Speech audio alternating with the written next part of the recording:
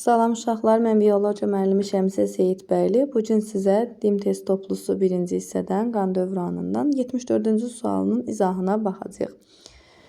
74-cü sualda qan insanın ağciyər kapillyarlarında 37,5 mm məsafə qət etmişdir.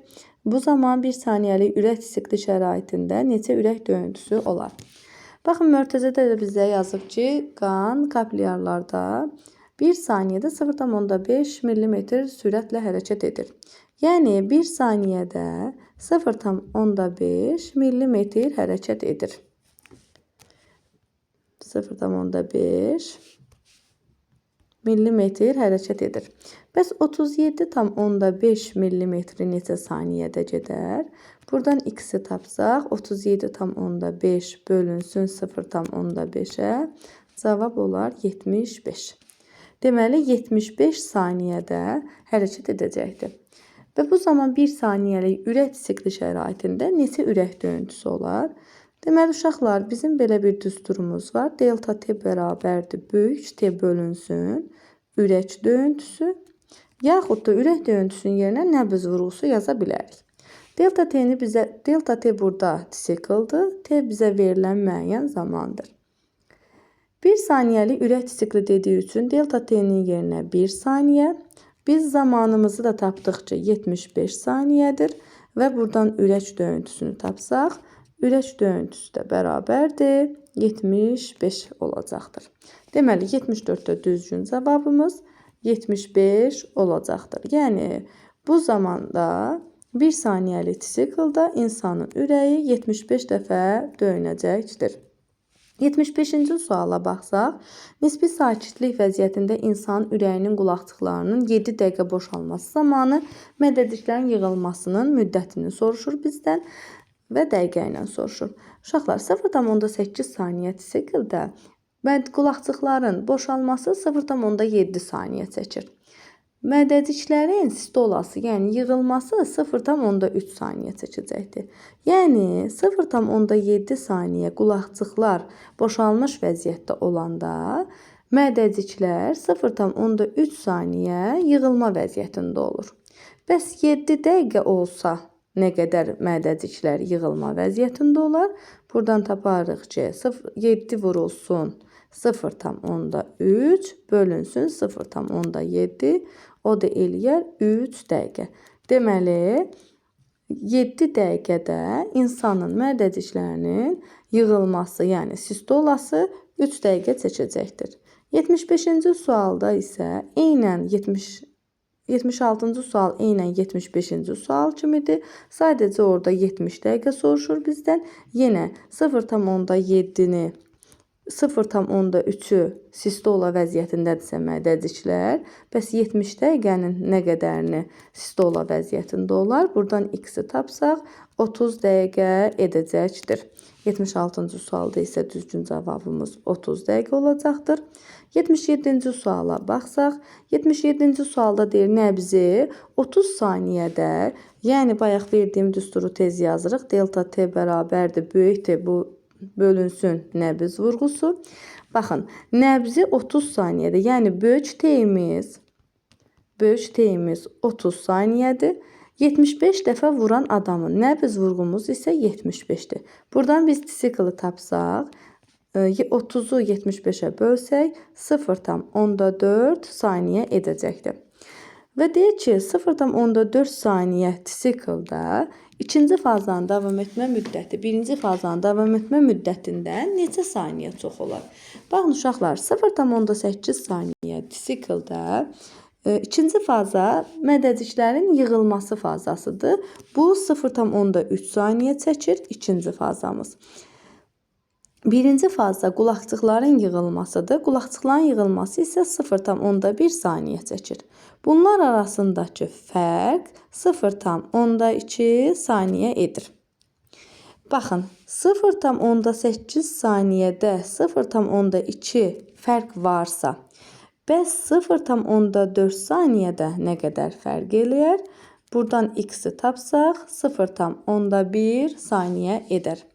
Deməli, düzgün cavabımız olacaq 0,1 saniyə.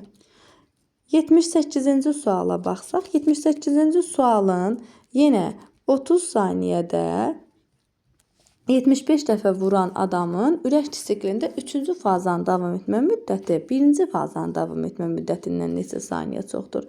Biz buradan tapdıq ki, delta T'miz, yəni 75-i vur 75 dəfə 30 saniyədə. Bir dəqiqə uşaqlar. Deməli, böyük T'miz 30 saniyədir. Nəbz vurğumuz 75'dir. Biz buradan tapdıq ki, siklimiz 0,4 saniyədir. 3-cü fazanın davam etmə müddəti 1-ci fazanın davam etmə müddətindən neçə saniyə çoxdur? 3-cü faza ümumi boşalmadır. Ümumi boşalma 0,4 saniyə çəkir. 1-ci faza 0,1 saniyə çəkir. Bunlar arasındakı fərq isə 0,3 saniyədir. Fərqimiz 0,3 saniyədir. Hansında uşaqlar 0,8-də fərq 0,3-dürsə, bəs 0,4-də nə qədər olar? Buradan da x-i tapsaq, 0,3 vurulsun 0,4 bölünsün 0,8 cavab eləyər 0,15 saniyə. Deməli, 78-ci sualda isə 0,15 saniyə edəcəkdir. 79-cu suala baxsaq, 79-cu sualda nə deyir bizə? 100 metrlik məsafəni qaçan adamın nəbzi 1 dəqiqədə 150 vurğuya bərabərdir. Belə bir nəbz vurğusu şəraitində ürək sikli neçə saniyə çəkər? Yenə uşaqlar tez delta T bərabərdir. Böyük T nəbz vurğusuna bölürük. Bizə veribdir 150 vurğuya bərabərdir. Və neçə dəqiqədə? 1 dəqiqədə. Deməli, uşaqlar 1 dəqiqəmiz 60 saniyədir. Buradan delta T bərabərdir. T'imizin yerinə 60 qoyacağıq. 60 saniyə. Nəbz vurğumuz 150-dir. Yəni 60-ı 150-yə bölsək 0,4 saniyə sikl edər. Deməli, 1 dəqiqədə 150 vurğu varsa, bu insanın ürək sikli 0,4 saniyə çəkəcəkdir. 80-ci suala baxsaq, 80-ci sualda deyir ki, 1 saniyəlik ürək sikli şəraitində 200 ürək vurğusu olmuşdur. 1 saniyədə 200 ürək vurğusu olubdur. Bəs deyir 0,8 saniyədə nə qədər vurğu olar? 0,8 saniyədə x vurğu olar. Baxın uşaqlar, ürək vurğusu ilə sikl tərs mütənasibdir. Yəni, ürək vurğusu artırsa sikl azalır, sikl artırsa ürək vurğusu azalacaqdır. Tərs mütənasiblik olduğu üçün bax, bunu buna vururuq. 0,8-də x-ə vururuq. Yəni, qarşısındakına vuracaq. Buradan yazarıq ki, 0,8 saniyə bərabərdir 200-ə. 0,8 saniyə vurulsun x bərabərdir 200-ə. X də bərabərdir 200-ü 0,8-ə bölsək, cavabımız eləyər 250. Deməli, 0,8 saniyə siklda 250 vurğu olacaqdır. 81-ci suala baxsaq, 81-ci sualda isə yenə 0,8 saniyə siklda 200 vurğu olubdur. 0,8 saniyədə 200 vurğu olubdur. Bu vaxt ərzində bu dəfə isə 1 saniyəni soruşur. 1 saniyədə nə qədər olar? Baxın uşaqlar, görürsünüz sikl artıbdır. Sikl artıbsa, deməli buradan alacağımız rəqəm bu 200-dən az olacaqdır. Yenə tərs mütənasiblik var. Dedik ki, sikllə nəbz vurğusu tərs mütənasibdir. 0,8 vurulsun 200 bərabərdir 1x-ə. Buradan x də bərabərdir 160-a. Deməli, 1 saniyədə 160 vurğu olacaqdır. 82-ci suala baxsaq, əgər 1 saatda 4,5 aylıq bətindaxili dölün ürəyi 4500 dəfə yığılarsa, 30 dəqiqədə müddətində onun anasının ürəyi neçə dəfə vurar? Mörtəzə qeyd edib ki, dölün ürək döyüntülərinin sayı anaya nisbətən 2 dəfə çoxdur. Baxın uşaqlar, 1 saatda 4500 dəfə yığılırsa, 30 dəqiqə onun yarısı deməkdir. Yəni 4500-ü bölərəm 2-yə, taparam ki 2250 uşaqda vurğu vardır. Ürəyi döyünübdür. 2250 döyüntü var 30 dəqiqədə. Və bizdən soruşur ki, bu 30 dəqiqədə ananın ürəyi nə qədər döyünüb? Uşaqda 2350-dirsə, anada onun yarısı olduğu üçün həmin bu 2350-ni də bölərəm 2-yə, taparam ki 11125 dəfə isə ananın ürəyi döyünəcəkdir. 83-cü sualın izahını kanalımda izah vermişəm. Baxarsınız ona. 84-cü suala baxsaq, normal şəraitdə tənəffüs zamanı insan 120 tənəffüs hərəkəti etmişdir. Bu zaman nisbi sakitlik halında ürək mədəciklərinin boşalmasına nə qədər vaxt sərf olunur? Baxın uşaqlar, insan 1 dəqiqədə 16 tənəffüs hərəkəti edir. Bəs 120 tənəffüs hərəkətini neçə dəqiqədə edər? Buradan x-i tapsaq, eləyər 7,5 dəqiqə. 120-ni bölərik 16-ya, taparıq ki 7,5 dəqiqədir. Və deyir ki, bu zaman nisbi sakitlik yanında ürək mədəciklərinin boşalmasına nə qədər vaxt sərf olunur? Uşaqlar, 0,8 saniyə siklda 0,5 saniyə mədəciklərin diastolasıdır.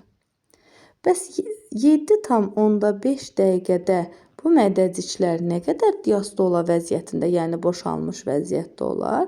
Buradan da x-i tapsaq 4,68 bu şəkildə rəqəm eləyir. Təqribən isə 4,7 dəqiqə olar. 85-ci suala baxsaq, 85-ci sualda qan insanın ağciyər qapilyarlarında 37,5 mm məsafə qət edibdir və bu zaman ürəyin 0,5 saniyəlik sikli şəraitində neçə nəbz vurğusu olar? Yuxarıda da qeyd etdiyimiz kimi, deməli 1 saniyədə 0,5 mm yol qət edirsə, bəs 37,5 mm neçə saniyədə edər? Buradan x bərabərdir 75 saniyə və 75 saniyədə 0,5 saniyəlik sikl varsa, nəbz vurğusu neçə olar? Tez düsturumuzu yazırıq. Delta T bərabərdir, böyük T bölünsün nəbz vurğusu. Sikli bizə veribdir 0,5 saniyə. Biz böyük T-mizdə tapdıq 75 saniyə. Buradan nəbz vurğusunu taparıq. Buradan nəbz vurğusu, yəni 0,5 nəbz vurğusu bərabərdir 75-ə. Nəbz vurğusu bərabər olar. 75-i 0,5-ə bölərik. 750 bölünsün. 750-ni 5-ə bölsək, o da eləyəcək 150. Deməli, düzgün variantımız, yəni düzgün cavabımız 150 olacaqdır. 86-cı sualda eynən bunun kimidir. Yenə 37,5-i bölərik 0,5-ə, taparıq ki 75 saniyədir. Yenidən düsturumuzda tətbiq eləyərik. Delta T bərabərdir, böyük T bölünsün nəbz vurğusu. Buradan böyük T-ni tapdıq 75 saniyə, delta T-ni 0,6 saniyə verib. Buradan da 75 bölünsün nəbz vurğusu. Nəbz vurğusu bərabərdir 75-i bölərik 0,6-ya. O da eləyəcək 750-ni 6-ya bölsək 125 edəcəkdir. 86-cı sırada isə düzgün cavabımız 125 olacaqdır. 87-ci suala baxsaq, insanın ürəyinin 0,1 saniyəlik sikli şəraitində 100 nəbz vurğusu baş verib. Yenə uşaqlar tez düsturumuzu tətbiq eləyirik. Delta P bərabərdir, böyük T bölünsün nəbz vurğusu. Bizim siklimiz verilib 0,4 saniyə. Nəbzimiz verilib 100 və buradan biz böyük T-yi taparıq. Buradan böyük T bərabərdir 40 saniyə edər. Və deyir, 3-cü fazasına sərf olunan vaxt 2-ci fazaya sərf olunan vaxtdan neçə saniyə çox olar? 3-cü faza ümumi boşalmadır. Ümumi boşalma 0,4 saniyədir. 2-ci faza mədəciklərin sistə olasıdır 0,3 saniyədir. 0,4-dən 0,3-ü çıxarıq. Arasındakı fərqi taparıq ki, 0,1-dir fərq. Deməli, 0,8-də 0,1 fərq varsa, bəs 40 saniyədə nə qədər fərq olar? Buradan x-i tapsaq, 40-ı 8-ə bölsək, o da eləyəcək 5 saniyə. Düzgün cavabımız 5 saniyə olacaqdır. 88-ci suala baxsaq, 88-ci sualda da insanda ürəyin 0,5 saniyəlik tsikli şəraitində 80 nəbz vurğusu baş verib. Yenə uşaqlar delta t bərabərdir böyük t bölünsün nəbz vurğusu düsturundan istifadə edirik. Tsiklimiz 0,5 saniyədir. Nəbz vurğumuz 80-dir. Böyük t-ni buradan tapsaq, t bərabərdir. 80-i vurarıq 0,5-ə, eləyər 40 saniyə. Yenə burada 3-cü fazanın 1-ci fazaya fərqini soruşur. 3-cü fazamız dedik 0,4 saniyədir. 1-ci fazamız 0,1 saniyədir. Bunlar arasındakı fərq 0,3 saniyədir. Bu 0,8 saniyə siklda 0,3-dürsə, bəs 40 saniyədə nə qədər olar?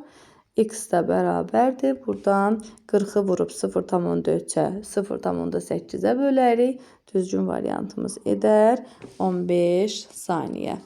Demək, 87-ci sualımızda isə 88-də isə düzgün variantımız 15 saniyə edəcəkdir. Sonra keçdik 89-cu suala. 89-cu sualda bizdə insan orqanizmi üçün uyğunluğu müəyyən edin. Bir ağciyər venasıdır, 2 ağciyər arteriyasıdır. Uşaqlar, biz bilirik ki, ağciyər venası ilə arterial qan axır, ağciyər arteriyası ilə isə venoz qan axacaqdır. Gəlin uyğunlaşdırmanı edək. Venoz qan axır, indi dedik ki, ağciyər arteriyası ilə venoz qan axacaqdır. Qanı ürək boşluğuna gətirir. Vena damarı qanı ürək boşluğuna gətirəcəkdir. Yəni, bu ağciyər venasına aiddir. Kiçik qan dövranına aid deyil. Hər ikisi kiçik qan dövranının damarlarıdır. C heç bir yerə getməyəcəkdir. Divarı tək qatlıdır. Adətən biz kapliyaların divarı tək qatlıdır. Kapliyalar bir qat epitel toxumasından təşkil olunmuşdur. Yəni D variantı da heç birinə aid deyil. Oksigenlə zəngin qan axır. Biz bilirik ki, ağciyər venasında oksigenlə zəngin qan axacaqdır. Yəni 89-cu sualımız 1-ə B, Y, 2-yə A